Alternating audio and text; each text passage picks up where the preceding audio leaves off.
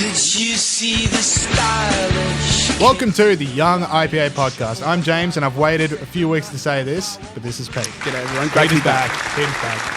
Well, Everyone's happy to see Pete. look, I'm happy to be here. I thought Adam did a great job in my absence. He did. And I'm surprised I went let back into the seat. It was a long and searching conversation between me and the production team around here about whether we wanted to stay with Adam or go with Pete. Yep. Eventually, Adam's contract demands were just something that we couldn't match. Yeah, he's like that, isn't he? Because Penny Pincher Pete over here, you saved the day once again with your low contract demands, but then the trade-off is the low quality. But we're happy to have you back nonetheless. You get what you paid for, mate. All right, so we got a huge show for you guys coming up. We're going to be talking to Drew Pavlou. He was one of the organisers of the Hong Kong protests at the University of Queensland. So we're going to be talking to him about some of the violence that unfolded down there. We're also going to be talking to him about schooling. Tony Jones on Q&A, which is a lifelong dream of many listeners of this show and many hosts of this show, I would say. So we want to know what the emotions are as you go through them.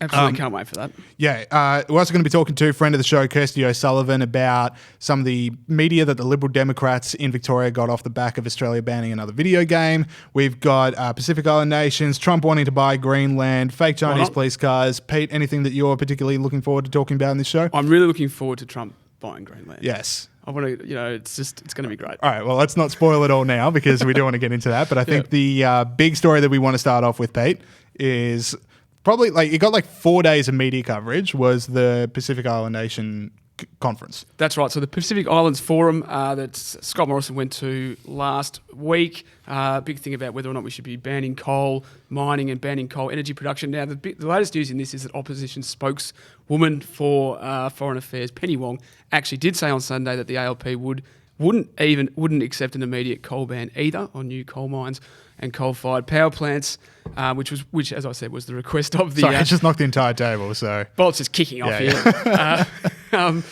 Wong said, of course not, coal remains an important industry for Australia and it remains part of the global energy mix, she told ABC Insiders on Sunday. Yeah. Now, of course, she's right about this. Yes. So the big story being, there's all these Pacific Island nations that are saying Australia needs to stop coal, and Australia's saying, but everyone likes coal. Yeah, everyone likes coal. So, and including, the UN also making comments, a representative of the UN, and Jacinda Ardern, Prime Minister of New Zealand.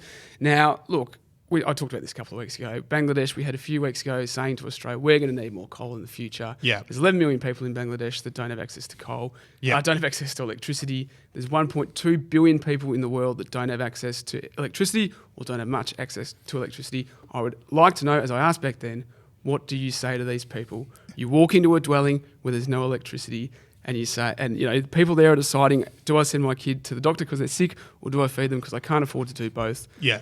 What do you say to these people? I know that climate change is a bad thing. There's research by Bjorn Lomborg, Danish researcher, friend of the show, I would say, constantly assesses the cost of climate change policies, and the cost of the policies, the human cost, always outweighs the cost of climate change itself. So I know it's a problem, we have to adapt to it, but this is not the answer. The other thing with these Pacific Island nation leaders is when they call for Australia to, got to stop building coal mines, got to stop exporting coal, it's don't look north. Because the amount of stuff we're doing is a blip on the radar compared to what's going on in China. Exactly but China's a bit harder to yell at. Yeah, well, a fair bit harder to yell at. We're about to discuss, but we want to talk about this because this one captured both of our imaginations immensely this week.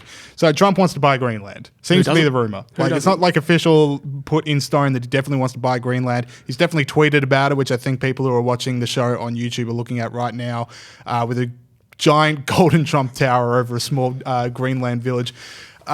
But it's one of those ones where it's everyone's taking it very seriously now. What is, Denmark's operating Greenland at a loss. What can America do? The natural resources, the population and stuff. But it's I am so desensitized to stuff in the Trump news thing that I read the headline that Trump wants to buy Greenland. I'm like, okay.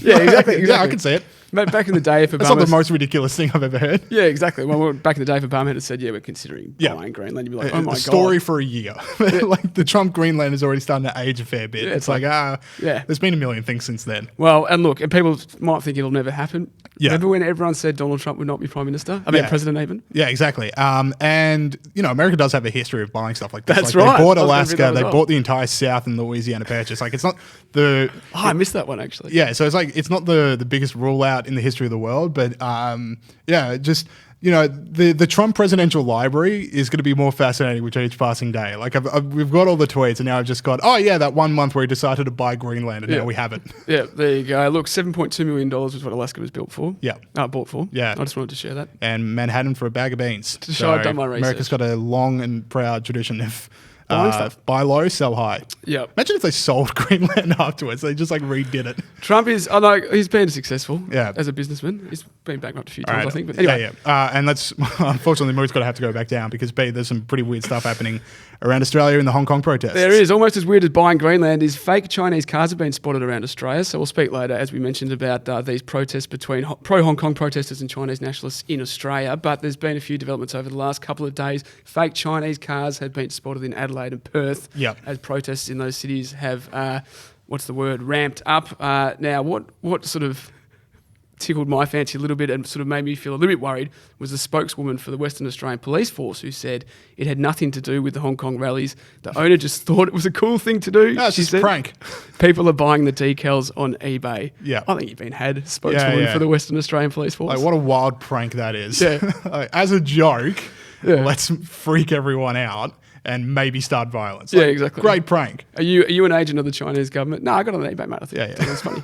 So let's see what happens with that. Well, there's another one that Twitter and Facebook, like the other big thing is that Twitter and Facebook are cracking down on fake accounts or government-backed accounts on their platforms that are just trying to sow disunity. I'll go with that. Probably not the right word, but it's better than me just babbling on with nothing. So disunity in Hong Kong, and they've shut down like 200,000 accounts. I read on Reddit today. They've all gone.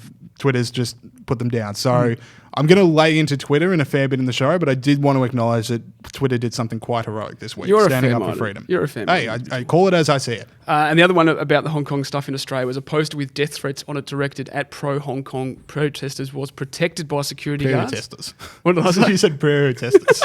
I know you've been to England, Pete, but don't come back here with your hoity-toity nature. Well, that's how the Queen says it. So anyway, you two hung out a lot. Yeah, exactly. And so that was in the main floor of the University of the Technology of Sydney.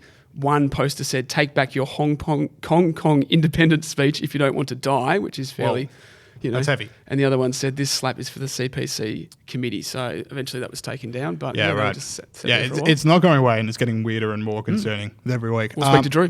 We will indeed. That's going to be a really good interview. I'm really looking forward to that. Excellent. All right. The other big story we should talk about is a friend of the show, friend of the IPA, and one of the people that sends out, "Hey, what did I miss?" the IPA's weekly email with Pete and I, Kurt Wallace. I call him Kurto. Kurto. His name's Kurt Lee, which I call him. But Pete's really pushing hard this Kurto nickname the last few weeks. This is so bad, it's good. Is it? Anyway, he got a lot of media this morning, all over news.com.au, News Limited, talking about the minimum wage. So he's got a new report out, Parliamentary Research Brief, which we do here at the IPA, talking about minimum wage. Now, Australia's minimum wage is $19.49 an hour. It is the highest in the developed world.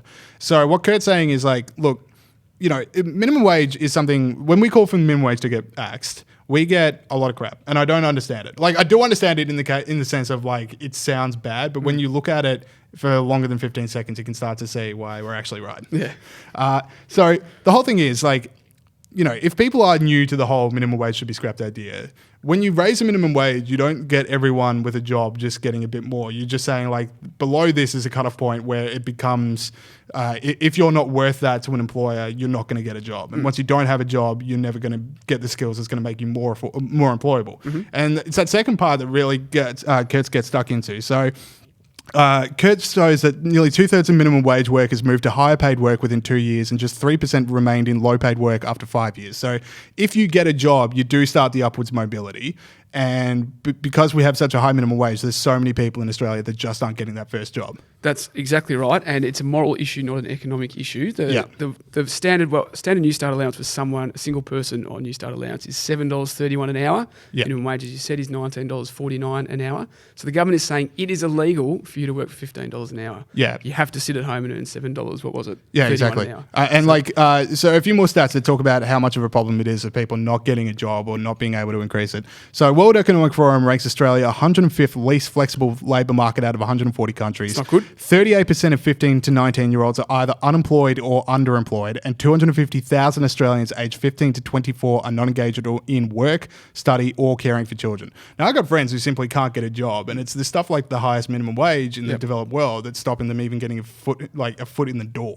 Exactly right. It's a moral issue. Okay, last story before we get into heroes and villains. Let's talk about Argentina. That's right, James. So Argentina is an emerging bit of a problem in Latin America. They've had huge economic problems in recent weeks and months and even years, to be honest. So on August 11, they held a presidential election. The current president, Mauricio Macri, lost to left-leaning candidate Alberto Fernandez and his running mate, former President Cristina Kirchner. Now, this isn't the final election. The final election's in October. However, the performance of the president in that election and the way it looks like the opposition's going to actually win has sent the economy into a tailspin. Investors around the world are worried that if Fernandez gets elected, he will attempt to renegotiate the country's debt with the IMF. There's been lines for food, inflation's gone out of control, the stock markets and the currency have plunged. Now, we should be fair, the economy was already pretty bad. So, for ordinary people, inflation had risen 22% to 48% since December 2015, and the price of electricity has risen over 1,000% between 2015 and 2018, which is almost as much as Australia. But it is an emerging problem, and this guy is described, this Fernandez guy is described as a left-wing populist. It's fine to be a populist if you're left-wing, James. So we'll just, and his positive performance so far in the elections has made things worse. And it's just an emerging story that people should keep an eye on, and we'll keep you updated on developments in the coming months. All right, let us go to our heroes and villains segments for this week. So, the Grunt the Pig Freedom Award, one of our favourite awards here. So, Grunt the Pig, inspirational pig of freedom, just wants to walk around. There is the snort of freedom. I could watch that clip all day for people that are watching on YouTube. Yeah, I've noticed. This whole I went to England is a ruse. You were just in your house watching Grunt the Pig clips for 3 weeks straight. I did say pigs in England, but that's a second. Let's save that gold for the end of the show when we catch up. But anyway, so Pete, we nominate each week someone who stood up for freedom around the world, and you wanted to nominate Adam Lior. That's right. So the bloke's name is Adam Lior. He's a Malaysian-Australian chef, television presenter and author. Yep. Winner of the second series of MasterChef, for those people out there who love MasterChef. Yep, the golden age. The golden age. Well, when I watched at least. Yeah, that's right. So, no, he was a winner of MasterChef. Now, he tweeted during the week, when people discuss a sugar tax, they should really think about it less as a way of forcing people to eat less of a thing they don't like and more as a way of enabling government to raise revenue by taxation of basic needs. So, Adam, you've nailed it. Now, go on here. He did have another tweet. Following on from that, one of those threads the kids call them. Since the dawn of civilization, from Roman Empire and the Mongol Yuan dynasty through to the French Garbel and British colonialism in India, taxing salt has been a tool of authoritarian control of retail commerce. But don't worry, I'm sure a sugar tax will be just fine. Bit of sass from Adam. I love it. It is so refreshing to have a celebrity chef that actually stands up for people deciding what they want to eat. Oh, mate, that's one of my reasons that I've written down here for liking it is that these celebrity chefs like to sermonise to us about how fat we are and how the government should do something about it. Yeah. Yet they make millions of dollars out of their food porn. Yeah, exactly. Triple choc, whatever. Yeah. So I'm glad that he's seen the light. And the other thing I like about this bloke is in that lefty space, right? Like he's cool, like us, but cooler. And I'd back myself and cool off. I don't know. Anyway, he is in that lefty space. When I was doing the massive research for this segment that I always do, there was a BuzzFeed article about him 15 times. Adam Lior nailed it on social media, blah, blah. Those kind of. Yes. So he's in that space. He's made this point. And it was everything. Yeah, and it was everything. Oh, it was so fun. I am here for it. It was mildly amusing the first time someone did it. But anyway. Was it? I didn't want it. Anyway, Adam Lior got the Pig Freedom Award nomination for the week. It's a good one. And any more celebrity chefs that want to stand up for people's right to decide what they want to eat, more than welcome. All right, my one is Michael Moore. So this one is a bit confusing. Michael Moore, not exactly the biggest friend of freedom and liberty around the world. I was confused at first. But he's got this new documentary out with director Jeff Gibbs. So he's producing and backing it and promoting it. Jeff Gibbs is directing it. It's about renewable energy. And immediately everyone's like, Michael Moore, renewable energy. Here we go. this is a big old snooze fest. But anyway, it turns out that it's talking about how renewable energy in the world today is this like government-backed, people are rent-seeking, people are making tons of money off it. It's not actually saving the world. It's not actually doing all the things that people propose it. It goes after Al Gore, Van Jones, who served as Barack Obama's special advisor for green jobs, Bill McKibben, the 350 org leader, like all these big names. So this documentary actually sounds like something that people should watch, because renewable industry, it always sounds like this golden, like these golden childs who just spread peace and joy throughout the world. But it's like, no, they make money too, and they do bad things too. They make a lot of money. They make a lot of money. Yeah, no, good on Michael Moore, because, you always think this guy's a bit of a whatever. Yes. Yep. But he's gone and, gone against his normal beliefs. Yes, I guess. Exactly. All right, so that's a hero segment. Now we're going to switch it over to the other side of the coin, villain segment. So this is the Howard Peck Award for standing up for villainy and standing up for tyranny. Yeah. So Pete, you wanted to nominate this one academic study. I did. I did want to nominate this one academic study. No, it's a bizarre one. It is a bizarre one. Look, I'm a live and let live character. If people want to study crazy stuff, fill your boots. However, this one in particular has, what is it? You can study it, but we will make fun of you. Yeah, exactly. That's right. And the world will keep circling. That's right. So that's what we're going to do. Dissenting Voices, a journal for the Women's and Gender Studies program at the College of Brockport State University of New York. Yep. Had put a journal article in the journal recently called Feminism and the Exploitation of Non-Human Reproductive Systems. Non-human being the operative word there. The author says that we have to face the rampant sexual exploitation of dairy cows by the milk industry in order to fully fight gender depression, and compares cattle insemination to rape and the milking of cows to sexual abuse. I'll just quote something from the paper. We choose to neglect non-humans with whom we share a planet. We must treat them better. We must treat them better, despite their voices being not always lifted or comprehensible. So the voices of cows, James, are not always lifted and comprehensible. Be aware of that. Now, in a sense, so the author's called Mackenzie April. Yeah. Now, in a sense, she's Sorry, right. can I just jump in here? Jump in. Because I would make fun of this, but if there was like a wide discussion and this like hearing, and we got to hear from all voices concerned, and 30 of the voices were actual cows that was like just baying into a microphone, then everything is worth it. Well, if I get to that would be hilarious. Let's do it next week. Just like this whole panel of judges nodding curtly while a cow just moos and feeds on grass for a while. Let's get out into the rural areas, chat to cows, see what they have to say. Look, Mackenzie's technically right. No one's asked the cows if they want to be milked, so there's no consent. But I would assume that like they would enjoy it, but like, or just like it is a natural process for them. No one wants to be full of milk. Yeah, but no. So anyway, for that, Mackenzie, you can have a Peck Award for Tyranny. All right, sweet. I'll fly through my one because we are running a bit late in the show. But I praised Twitter now. They're now also my villain of the week. Rita Panahi, friend of the show. Everyone should follow her on Twitter. It's fantastic. She got put in Twitter jail. She was locked out of her account. It was threatening that she would ban if she continued to do it because of a tweet she made in 2017, which was literally just a defender of Linda Sarsour is like a common target of Rita Panahi. A defender of Linda Sarsour steps forward. Of course, they indulge in lies, delusion, and paranoia. Try harder, Muhammad. And then it was like a screenshot. Muhammad's deleted the tweet, so you can't see it on screen right now for people that are watching on YouTube, but it was like they said it's inciting people to have a go at this Muhammad guy on Twitter, and we're 2 years hence are going to lock you out of your account. So, I mean, Rita does kick up a bit of a storm. She does get involved in a few fistfights on Twitter. So Twitter would be like, when they start censoring people, I've always thought like Rita Panahi would be someone they look at, and they finally bit. Yep. So Twitter, they're a villain. So you've been a bit fickle. You said previously that you're all around Twitter. Now you're giving them a rap. Yeah, so I think they're Schrodinger's villain. Like, they're both heroic and villainous at the same time. That's so deep, mate. Yeah, thank you. Save those lines for the pub. All right, cool. That is it for the start of the show. Let's go to our interview with Drew Pavlou right now. Okay, we now welcome on to the show Drew Pavlou, who I'm really excited to speak to. Now, Drew, you were organising some pro-Hong Kong demonstrations at the University of Queensland recently, and things got a bit awry. So first off, I want to start with, what spurred you to organise these demonstrations? So I came to organise these demonstrations out of concerns for the way human rights are being violated in Hong Kong and Xinjiang systematically by the Chinese government, and I was concerned about how our university was taking a lot of money from this government that was perpetrating these terrible human rights abuses.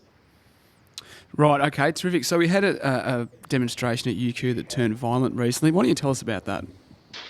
Yeah, so I was we were completely peaceful on our side, and we were simply leading a sit-in, criticising our university's links to this foreign regime that is perpetrating these terrible human rights abuses. And the response by a counter-protesting, the response from counter-protesters was to surround us with and play the Chinese national anthem on a boom speaker. And I was assaulted by 2 to 3 heavies, some of them wearing sunglasses, some of them wearing masks, speaking to, like, I guess, China watchers that are experts in this area. Like, they think these guys that assaulted me were probably like Ministry of State Security types or People's Liberation Armies types, probably attached to the consulate with an official title like economics advisor, but really here as intelligence officers ready to like stir up trouble, violence, etc. Right, okay, so you don't think that there are other university students that are pro-China? You think these are people coming from outside of the university and coming in just to break up these protests? So the vast majority of the counter-protesters were students, and the vast majority of the counter-protesters were peaceful, but there was an element of 4 to 5 men in the crowd that came with the express intention of committing violence. So Drew, just before you were talking about how you were protesting your university's links to China, so what are those links and why are you standing against them? Right, so our university has actually been described as one of the 7 or 8 most heavily linked universities to the Chinese government in the English-speaking world. So UQ has particularly close links to this government, and that wouldn't necessarily be a terrible thing were it not for these terrible, terrible human rights abuses that are being perpetrated. So, to my mind, things like the mass detention and the mass detention of Uyghur Muslims in concentration camps, where up to 2.5 million are languishing in these gulags. I think that's like a genocide on a scale we haven't seen in decades, and I would not want our university to be taking money from a government that's actively pursuing genocide. No worries, Drew. Now, you've also been on Q&A recently where you asked a question of the panel. Tony Jones sort of inferred that there was a bit of violence on both sides during the protest. I think you called him an embarrassment. How did it feel to put one over Tony Jones on national television? Look, I just thought it was a really stupid comment by Tony, because he was sort of inferring that I was assaulted only because I had responded to these death threats with like inflammatory insults, and he said something along the lines of like, yeah, and he was saying something along the lines of like, do you think there was violence on both sides? And I thought it was like quite a funny comment. I thought it was quite reminiscent of Trump in the wake of the Charlottesville riot, saying there are fine people on both sides, when there were like white supremacists and counter protesters like attacking each other, like the very fine people on both sides sort of thing.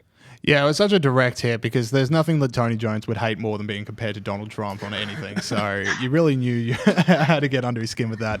The other one I want to talk about is like the People's panelists that they had there. Lee Si-Shu alluded that the CIA was involved in the Hong Kong protests and the US had the most to gain from them. So like, what's your reaction to that one watching along?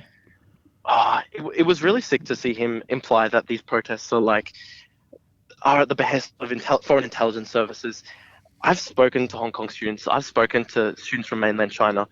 They genuinely fear for their lives. Like, they've been doxxed. They've been harassed online. Their families back home have had special visits, knocks on the door in the middle of the night, warning them that they will be hurt if they continue to protest in Australia, continue to protest in Hong Kong. So the suggestion that these people aren't fighting for freedom, aren't fighting for their lives to stand up for their rights, the idea that they're just simply like in the pay of the CIA and foreign intelligence services, I think that's a very sick idea, and it plays right into the propaganda of Beijing, which isn't very intelligent. It's not really designed to actually sway anyone, probably, except for like a domestic audience. But everyone I think with a brain in the free world knows exactly what is behind this protest. It's these protests are a response to increasing bullying, the bullying, thuggery, harassment of the Chinese state against Hong Kongers over years, and the attempts to destroy the one country, two systems model, destroying and eroding Hong Kong's sovereignty and freedom.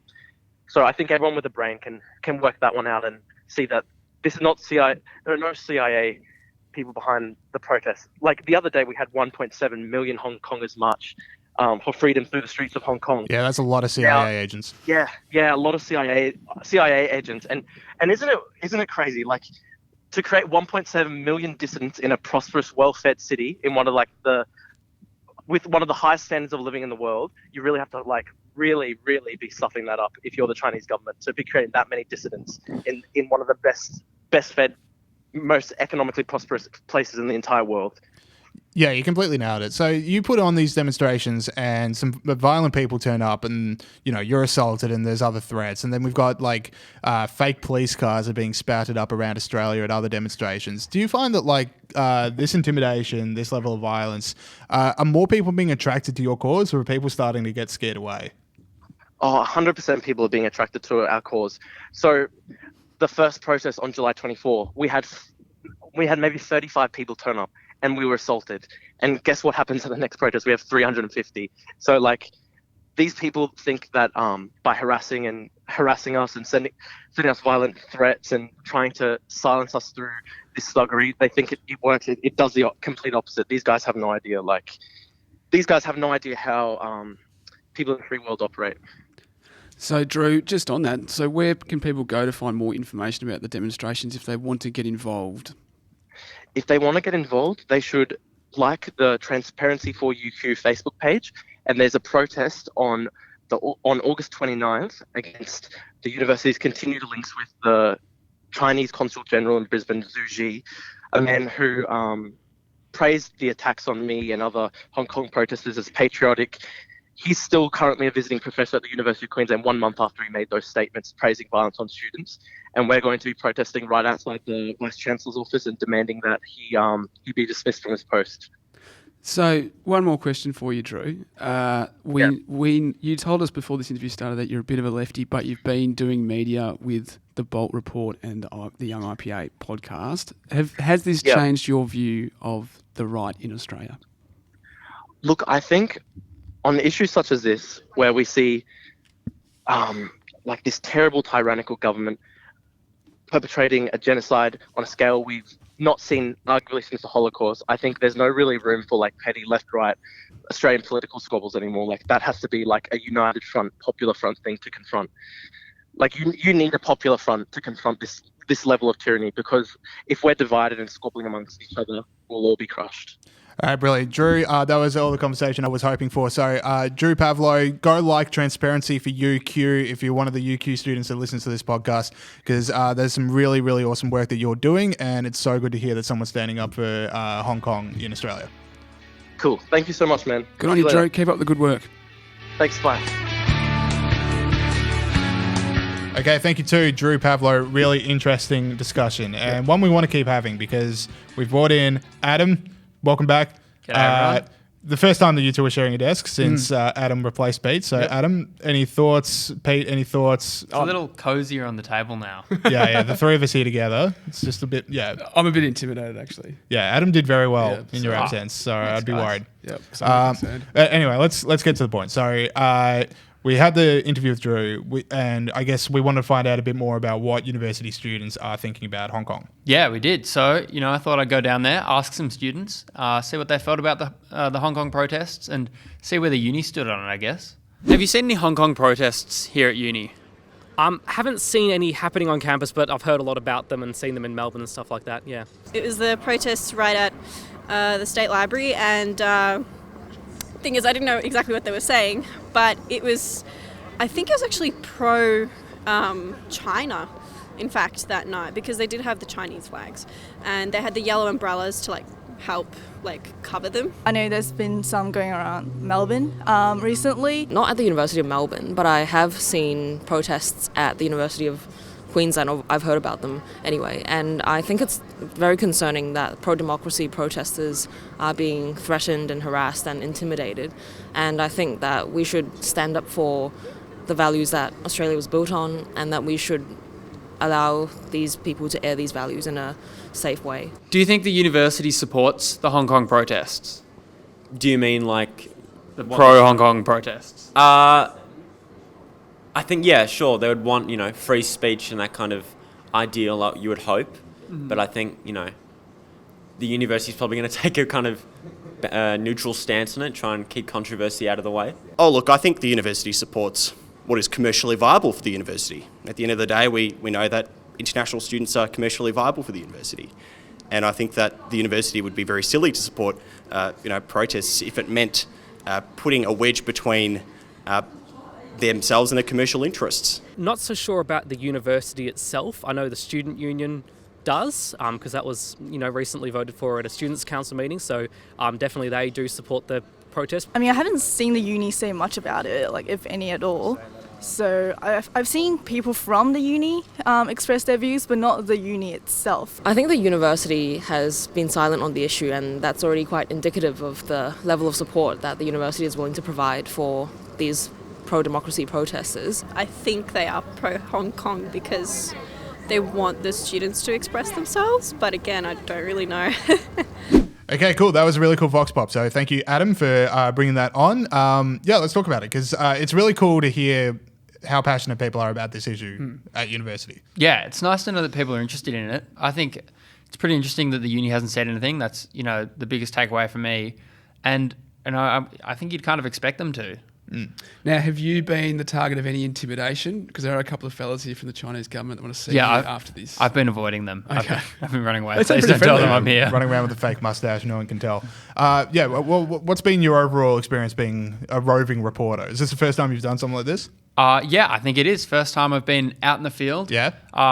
People don't really like being asked questions at uni, but we tracked a few of them down. Well, for people that are watching on YouTube, I find it interesting how, I think a few of them might have hit the cutting room floor, but there were a lot of people who gave answers looking directly at camera, and it's like there are some people who are like, oh, okay, here's my opinions. Yep. Here are my thoughts on the world. This is their time to shine. They've been waiting for this. Because there was someone that asked to not be. So they gave an interview, then they said, "Can you please not include?" Yeah, that? we did interview someone. They were more socialist, on the socialist side of the fence, but it was interesting to see they actually were part of a pro-Hong Kong protest, which, is good to see. But, they decided they didn't want to be in it. Okay. Fair enough then. All right, they missed out. All right, sweet. So, Adam, thank you so much for bringing that on. And on the other side of this... We're sending you to Beijing next week. Wow. Oh, great. Wow. Can I go? Yeah, go for it, mate. Sweet. So, on the other side of this, we've got a few stories that have made us laugh this week. So, let's do that. Do it. Okay, thank you to Adam for those Vox Pops. Really interesting to get a flavour of what people on campus are thinking about the Hong Kong stuff. That's a really cool segment. So I think we'll make Adam official roving reporter as we try and figure out how we can navigate a post-Adam, post-Pete, but still Pete, but still Adam future. Yeah, send him around the country. Be good for him. Name needs a workshop. But the thought is there. Yeah. All right, let's get into some of the stuff that we've found this week. Makes us laugh. Pete, I know you want to start off with a bit of soccer chat. Yep, so I'm a massive soccer fan, of course. We all know that probably. So Wayne Rooney, British footballer, signed for Derby County recently. A bit of a money spinner for him. Hasn't actually started playing for Derby County yet. So we've got this footage of him scoring an absolute cracker of a goal. Look at that. Pete, why are we watching soccer? That's right. So for those watching, obviously, this is for those watching on YouTube. This is for a story, right? For those who are listening, probably can't hear that. That's right. Yeah. Anyway, that was Wayne Corey's goal. Okay, great. Wayne glad that made it into the show. Okay. All right. All right. So he went. So the big story here is that he's taken number 32 at Derby County, which is a low profile number. Yes. Right? His wage is meant to be £90,000 a week, and it's been subsidised by the club's sponsor, 32 Red, which is a gambling company, right? So as you can imagine, this has kicked up a bit of a fuss. Labor MP Carolyn Harris said, "When will celebrities realise that involvement in gambling is not right or moral? Many people look to Wayne Rooney as a role model, and yet he's prepared to sell his soul, James." Yeah. Deputy Labor leader Tom Watson complained that the deal prioritises profit over fan welfare. So just to clarify for the people playing at home, half the teams in this league that Rooney's playing in are sponsored by gambling companies, over half, and the league itself. Yeah. I hate to break it to you people, there is gambling in sport. Yeah, exactly. Can I make sure I've got this correct as well? It's good to make sure you got things right. So Wayne Rooney is in England, and he's Wayne Rooney is one of England's best ever soccer players and high scorer, right? Yeah. And then he goes to America because he's at the end of his career and he wants to cash in. Correct. And then this team brings him back to England where fans would want to watch him play, but that's a bad thing. That's a bad thing. Yeah. Okay, I just want to make sure that I got that completely right. Because gambling's evil. Yeah, because gambling is evil, and we all want to exist in a fantasy reality where money and sport doesn't mix. Yeah. The thing that people want to pay for and pay money to bet on doesn't happen. Exactly right. Get off Wayne's back. Okay, I've got another one here. So a few weeks ago, we had the story of the mayor who turned off the lights that illuminated a park at night, and all the people were like, but I want to walk home safely. And she said, no, climate is a problem. Mm-hmm. So we've got a new story about that. So Byron Mayor, different counts obviously. So Byron Mayor Simon Richardson has come up with a fun way to reduce energy use in his shire. He's turning off street lights. Turning off street lights? Turning off street lights. So, to save the planet, you are now just making an absolute... you have no idea where you're going to be driving at night. You don't know if you're on a road or on a side path, or if you're in the middle of someone's house. Yeah. You're just going to have to make sure that you are driving and also saving the planet at the same time, so everyone can be happy. Once cars smash into each other, they can't drive anymore. Yeah, exactly. And they'll know that they're on a road because they've smashed into another car. Yeah. Unless both of them are in someone's house. Yeah, so anyway, I just love the idea, like another council coming forward with this idea, like we're going to save the planet, but we're just not going to care about people's safety at all. That's amazing. So you said Byron Bay. Yeah. Well, that's hardly predictable. I mean, hardly unpredictable. Yeah, I know. Like, again, breaking news, local council has a stupid idea, but this one is particularly stupid. Yeah. Okay. No, so don't drive in Byron Bay, and don't walk, and don't be in there. Get the bus. Because cars are just flying around everywhere. Oh, do you know what I wouldn't even get the bus, to be honest. I mean, the bus is going to be bigger than the other cars that you're going to be approaching in complete darkness. Funny you should mention that, James. Yep. My uncle runs a small bus company in Byron Bay. Okay, so in the show right there. He's going to be getting a lot of business. I can't remember the name of the company, so unlucky for him, but check it out. Well, we've had the Wayne Rooney goal that no one could hear, and we've got Pete's uncle has a company that no one knows about. We'll have him on the show next week. Pete's really brought the hammer down to his first show back. Hey, I'm rusty, mate. I've been away. Okay, cool. You can save it here because this story is pretty funny. This is an amazing story, which everyone will love. Gender stereotypes in ads in the United Kingdom. We told you in June that the UK was banning gender stereotypes in ads. Yep. We've actually got the first two ads that have been banned under the new regime. The first one is an ad for Philadelphia cream cheese, and the second ad is for Volkswagen, and we're going to play them both now. New dad too. Mm-hmm. Wow, look at this lunch. Yeah, hard to choose. Okay, so for people that can't see, they've both left their children on a conveyor belt while they're distracted by food. Yeah. Let's not tell mom. Righto, and here is the second one from Volkswagen.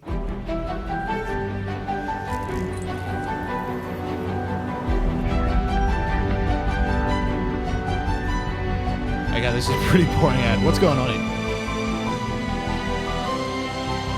Doesn't make you just want to buy a Volkswagen?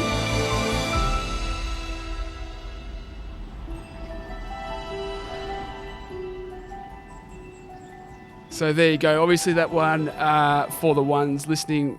What was it? Okay, so for people that are listening, that was literally just a man waking up in a spaceship and then another man running but he didn't have a leg and then a woman reading a book.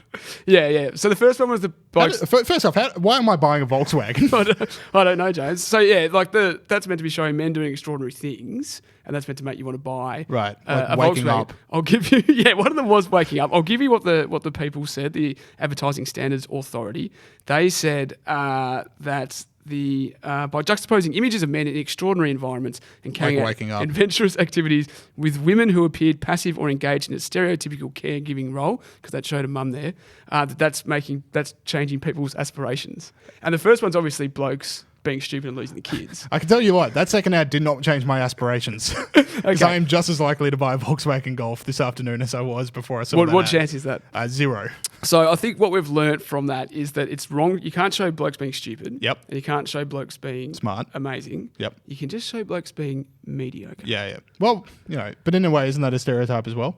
That'll become its own stereotype. This is what we say. Stereotypes are an amorphous thing. Like you say, this is a stereotype.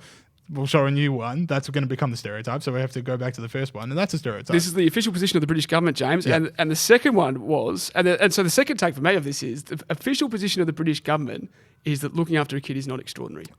Wow. They said, running, going in spaceships, that's men being extraordinary, but the women is in a passive or engaged in a stereotypical caregiving role. Not extraordinary. I also like the Volkswagen ad that you brought up, only received 3 complaints before it was axed. Country of 60 million. To be honest, well, I mean, probably only 3 people made it to the end of the day to figure out what they were complaining about, but like 3 complaints gets you banned? Yeah, This is it's out of control. All Anyway. right. Okay, so we've got a few things that we're gonna do first, but I wanted to also, because this is gonna be the last part of the show, it's just me and Pete together. So I did want to catch up with Pete and just go, Pete, you've been away for a few weeks. You've been to Europe. Exactly right. And if there's one thing that's synonymous with going to Europe, it is finding yourself and finding in like a new being. Have you come back a completely new person? Do you now bring up Europe in every single conversation? I wouldn't say that I'm a new person. I haven't brought up Europe that many times. Yep. I've brought up that I've jet lagged a few times. I'll show you. I'll just flash up a photo on screen for those people watching at home of me meeting one of the locals flavour. in at the cricket in Edgbaston. Look at that bloke. This is Pete with the portliest man in the world. I'm He's the one on the left, completely by the way. So look at that. So that was one of the. Oh, and that's the next photo, which Saul has just chucked up, is me and my mate Harry, who's a listener of the show. Sweet. With Smokey Dawson, who's a famous ABC commentator who was at the wedding I was at. It was my best mate's wedding in Cornwall. Right. So that was a massive night. It was great. That's such a treat for people watching on YouTube. We've seen Pete with a shirtless man and then Pete with two people that I don't know. Yeah, so that's good. Well, the one in the middle is quite famous. Anyway, so the lesson that I learned. Yeah. What the lesson I learned, so day 4 of the Are cricket. you a new person? I'm not a new person. Day 4 of the cricket, sat there, 25,000 stinky, fat English people. Yeah, Pete's home. Yeah. Halfway through the Pete's with his people. afternoon, halfway through the afternoon, Steve Smith makes his 100. They all start singing God Save the Queen. And I'm no monarchist or anything like that, but it was just beautiful. Yep. And it's like this amazing sound, and it's don't judge a book by its cover. Because they were just fat, ugly, stinky, drunk poms. And I don't understand how they could create something so beautiful. Right. That's it. That's my lesson. pretty Why aren't you good. writing this down, James? Yeah, well, I need to go to Europe and sit with fat stinky poms and hear God Save the Queen, and then I'll come back. It was with beautiful. It was amazing. All right. Okay, cool. So we're now going to go to an interview with Kirsty O'Sullivan from the Liberal Democratic Party. We're going to be talking about a video game that just got banned in Australia. It's a super fun interview. Stick around for that. And then on the other side of that is going to be, hey, what did we miss? The IPA quiz. So stick around. Okay, we now welcome back onto the show, friend of the show and General Manager of the Liberal Democratic Party, Admin Limited, and Vice President of the National Executive, Kirsty O'Sullivan. Welcome Thanks back. for having me back. Thank you. Now, Kirsty, we've got a lot to get into for this show. But first off, I think we need to discuss the most important thing, which is we're both Richmond fans and flag, surely. Surely. Flag? It's going to happen. Down. It's going to happen. Yeah. It's going to happen. That was one of the best victories I've seen. I was thumping my chest. I was running around the room. I think it took 10 years off my life. Yep.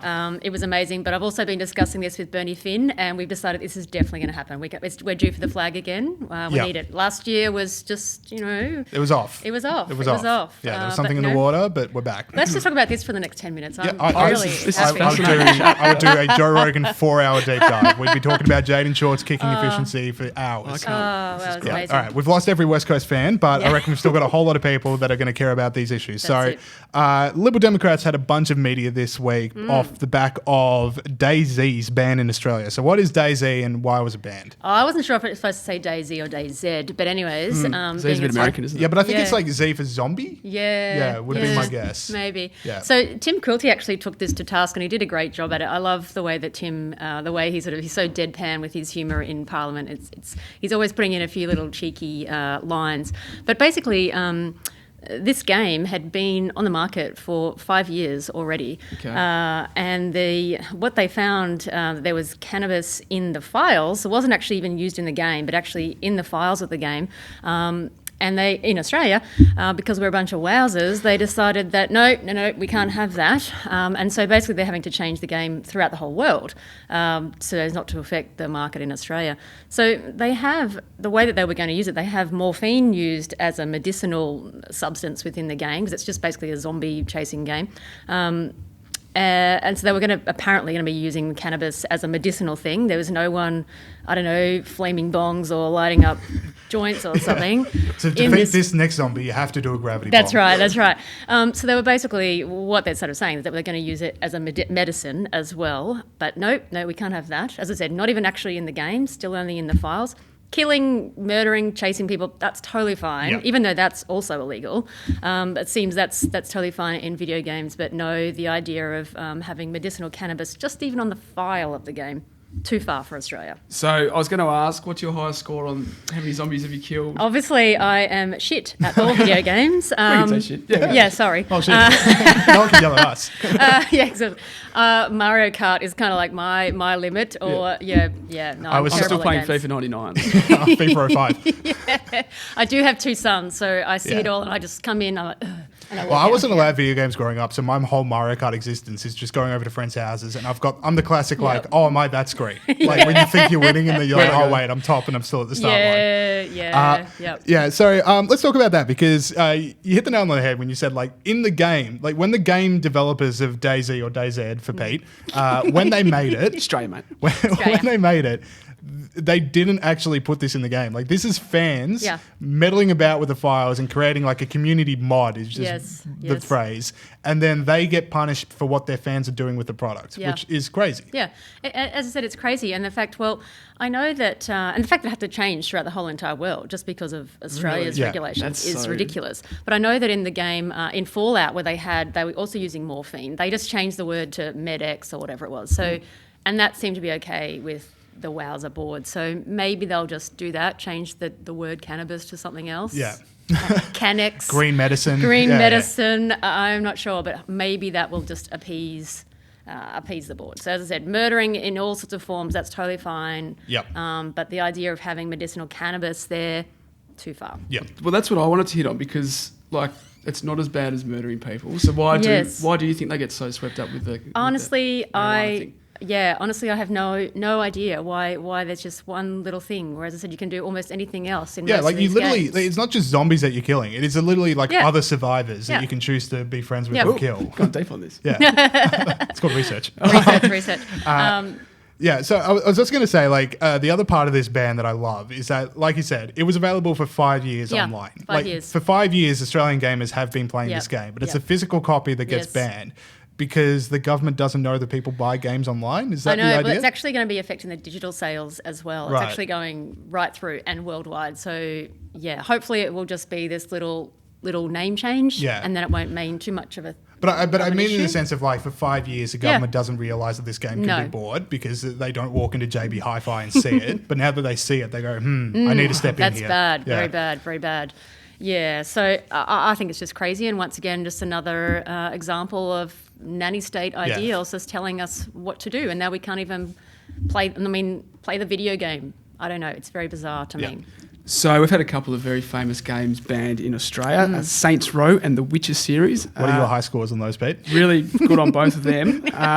Why is it that video games generally are banned in Australia? And why do people zero in on video games? It's this whole thing. I mean, even Trump's said it recently as well about the video games. So it's this whole bizarre notion that, to me, sort of stems back like through the 80s and 90s, that sort of puritanical, and it was just like the ultra-religious right, whether it be video games, whether it be like metal music and stuff like that. I mean, I remember when I was a kid, the same kind of thing. And obviously we had, it sort of went on particularly about the music back in those days. But I think there's no studies actually showing any link between increased violence from any sort of video game or any particular music that someone likes. So this is a YouTube deep dive, but there was like a hearing from when the religious people were starting to say you can't listen to metal music, and I think it was like Tipper Gore, Al Gore's wife, who led it. But you've got some like death metal acts presenting to the US Congress about why people should listen to their music. And it's always electric. I remember the Twisted Sister guy. That's the one. I was trying to think, like, which band was it? It was Twisted Sister. I was like, I don't know, grade 1 or something, and their We're Not Going to Take It song was just like all the rage at our school disco at a Catholic primary school that I was at. It still goes off. We're not going to take it. Yeah. And now we're still having to deal with rubbish like this 30, 40 years later. It's ridiculous. Did you say that was Al Gore's wife? Tipper, So they've just been into conspiracy theories for ages. Yes, exactly.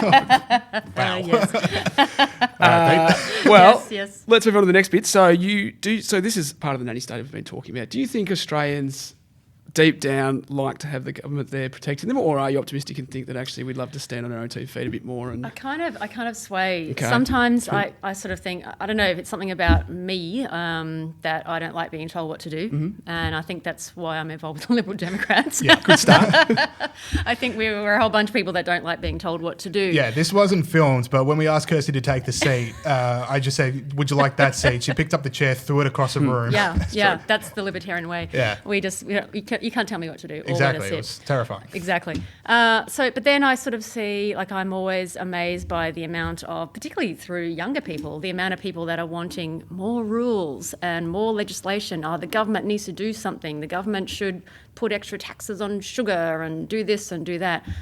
That, when I read those kind of things or I see those kind of things happening on the news or whatever, I'm sort of like, wow, this is weird. Yeah. And then, someone will put up a comment like, we're, a penal colony country. We just like our chains. And I'm like, oh, well, maybe we do. I don't know. I find it very bizarre. And there seems to be more and more stats, with the amount of younger people. I hate using the term millennials all the time, but younger people wanting more control by the government over their lives, Yeah, like I've got a few very heavy gamer friends who are just like, it is a bit weird that things like this happen. And you're like, what are you talking about? Like, look at yourself. And the other part I want to hit on is you said before how like this used to be the religious right that were getting involved in all these things. Yeah. But when you talk about the video games that are getting banned now, it's like, too much violence and too much sex and stuff like that. Yes. It's tend to be more of a left-wing thing these days. Most definitely. It seems to be that's where most of the kind of calls for banning is coming from, is more of a puritanical left now. Yeah. It seems to have switched completely, and hence why the whole free speech argument seems to be more of a right-wing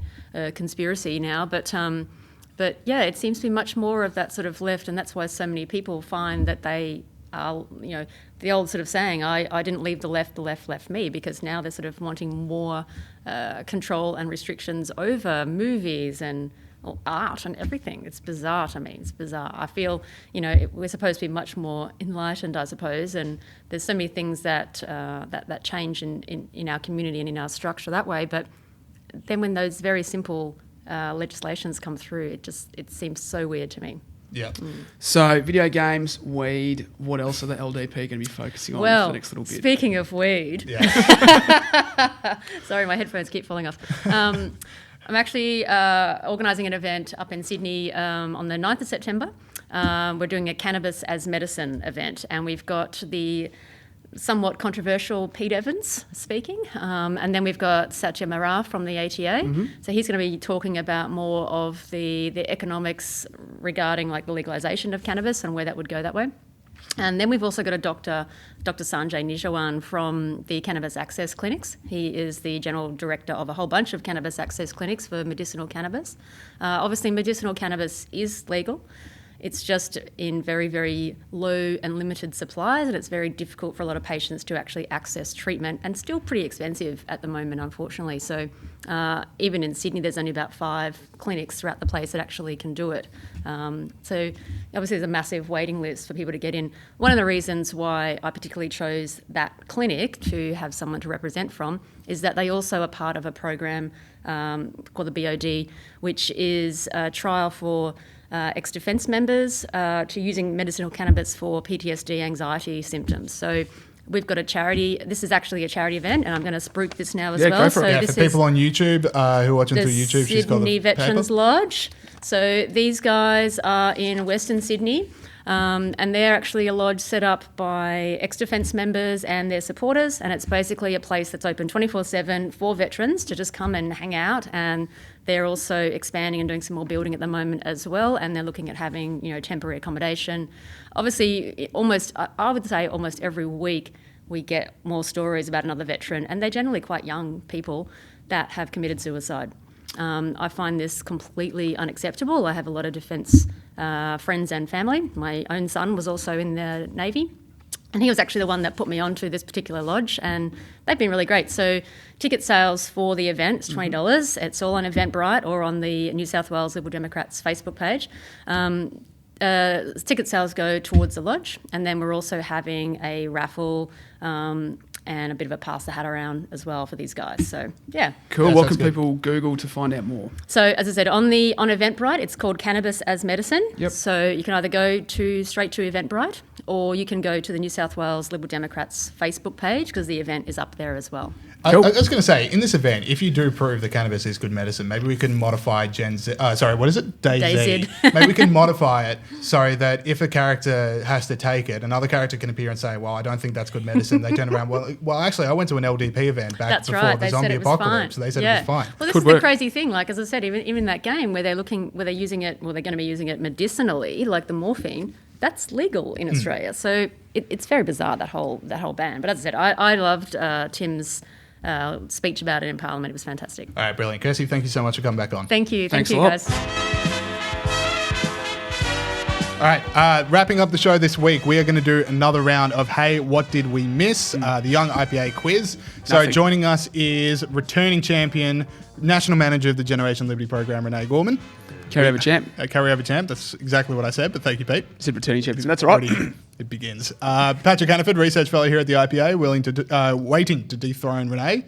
And making up the numbers, we have Peter Gregory. I'm back, and I'm going to win every week. Yep. Peter has been talking all kinds of trash to you two all day, to me, about you two. Exactly right. Well, I noticed that you have to bring in 2 people to beat me, so... Well, okay. Contentious. Patrick, anything you want to say to rattle the other two's cages? No, I'll just let my performance... This is Paddy's debut on the podcast. This is Paddy's debut on the podcast. Very exciting. It's coming at a very, very key time. Okay, let us begin this quiz. All right, so with the rules, 1 point for each, -1 for an incorrect answer. Oh, really? Now, Pete, you're new to the quiz. I know you're a keen listener of the quiz. Yeah, I watched it last week. Renee was very impressive. So the buzzers for this is going to be you saying your first name. So let's get a buzzer check from Pete. Roof seal. That's my nickname. I'm going to go with that. Roof seal. Pat. Renee. Alrighty. All right. Play ball. Could you also go, or? If I win, we're going to play that song as my victory lap. All right, fair enough. Okay. All right, so question 1. The Prime Minister of which Pacific Island nation has been at Scott Morrison? Pat. Tuvalu. Done. Right. Oh! 1 point to Hannaford. Patrick. All right, so You question... said that in the pre-meeting as well. I That's really how you thought I knew was that. going to get that. Wait, so you've cheated and you don't even know the answer? No, we were talking about it's a long story. It's a long story. All right, question 2. The US wants to buy Greenland. Who currently owns it? Peter. Peter. Roof seal. Denmark. Denmark is correct. Yes. Well done, the roof seal. Come on. All right, question 3. Queensland are about to pass laws targeting the tactics of which environmental protest group that Roof seal. does stunts around Australia? Pete. Get up. No. Renee. I think Pat got it. Extinction Rebellion. Correct, Pat. I knew it was Extension Rebellion. Read the paper, Peter. All right.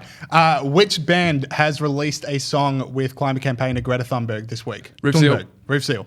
No, I don't know. That's -1 for the Roof Oh, Seal. you lose more. I forgot you lose points. All right. Anyone else want to take a stab? British band? I know. Yep. Too late. It's 1975, and they're a good band, so go and listen to all of their other stuff. Sound like a great band. Check out Paris. It's a very good song. All right, question 5. At what number is the cutoff for cash payments under the proposed law before it would be considered a crime? Roof seal. 10,000. 10,000 is correct. Back Roof to seal 0. back on the board. Renee. Let's get a buzzer check, because Renee, know. a returning champion, did not even fire off an answer. All right, question 6. According to friend of the show, Kurt Wallace, in his report out this week, workers employed in small business was at 50% a decade ago. What was it as of 2017, Renee? Completing the question. Is it, I was talking to Kurt, 41%? Roof seal. 47. Pat? Everyone else has got -1. I'll give it to Pat. Closest to the mark, it's 44. All right, so Pat storming away. Pat, score check. Patrick is on 3. Peter is on 1. Renee still on... No, Peter's... I'm on -1. Yeah, Renee's -1 and Pete's on 0.